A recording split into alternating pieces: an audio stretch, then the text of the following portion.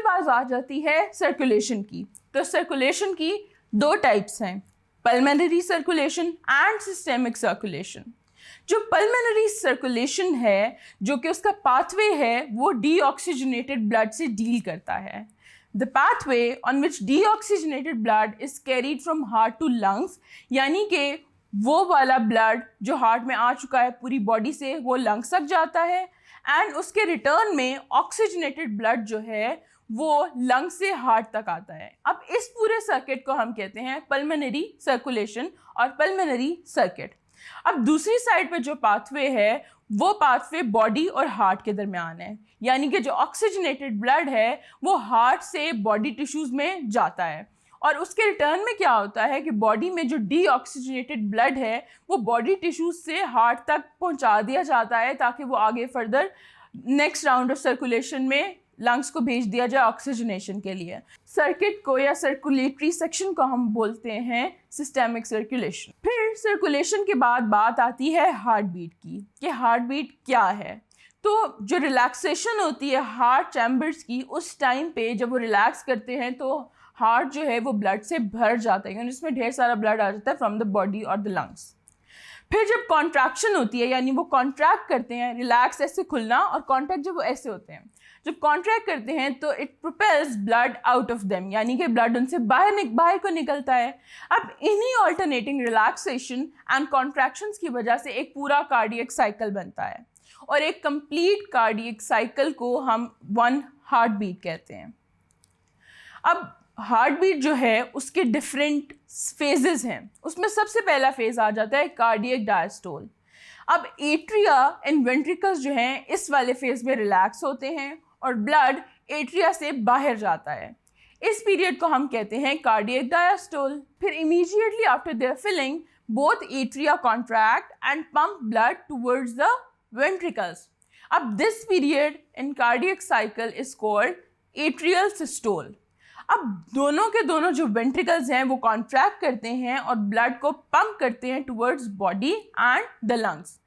This period of ventricular contraction is called ventricular systole.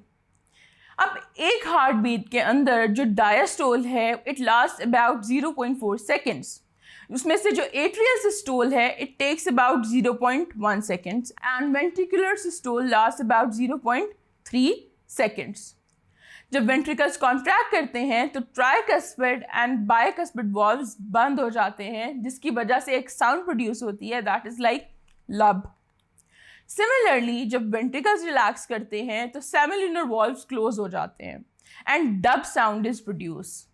जब भी हम स्टेथोस्कोप से किसी की हार्ट बीट सुने तो वी कैन हियर अ लब डब साउंड, जिसे हम कहते हैं हार्ट बीट, यानी दिल का धड़कना। फिर हार्ट बीट के बाद हम ये बात करेंगे कि हार्ट रेट और पल्स रेट क्या होता है। तो यानी जो हार्ट रेट है that is the number of times the heart beats per minute, यानी एक मिनट में दिल कितनी दफ़ा धड़कता है, उस नंबर को हम कहते हैं हार्ट रेट और pulse rate. At rest or during normal activities, the normal heart rate is 70 times per minute in men, जबकि 75 times जो है in women. The heart rate fluctuates a lot, depend करता है डिफरेंट फैक्टर्स पे कि उस time पे activity level क्या है, स्ट्रेस लेवल क्या है। अगर आप सीढ़ियाँ चढ़ के आए हैं तो एकदम से आपका हार्ट रेट थोड़ा ज़्यादा होगा, इफ़ यू रनिंग तो भी हार्ट रेट ज़्यादा हो जाएगा, but if you are just lying around तो उस टाइम पे आपका हार्ट रेट नॉर्मल होगा। नींद में आपका हार्ट रेट समटाइम्स और स्लो हो जाता है। फिर पल्स रेट बेसिकली क्या है? पल्स जो है वो हार्ट रेट मेजर करने का एक तरीका है। So heart rate can be measured by feeling the pulse.